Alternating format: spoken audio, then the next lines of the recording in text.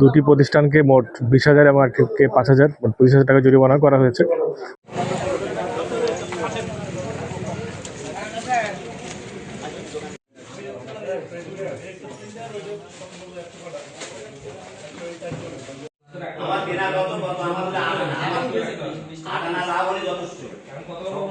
বার্ষিক ইয়ে কত আপনার কত ইয়ে দিছে বার্ষিক চাহিদা লিটার না গ্যারেল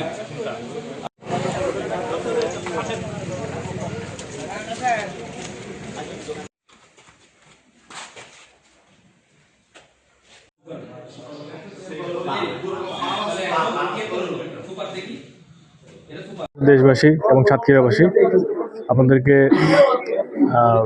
জানাতে চাই যে আমরা র্যাব এবং অন্যান্য আইনশৃঙ্খলা বাহিনী সবাই সচেষ্ট আছি যেন ভোজ্য তেলের অবৈধ মজুদের করে যেন কেউ দাম বাড়াতে না পারে।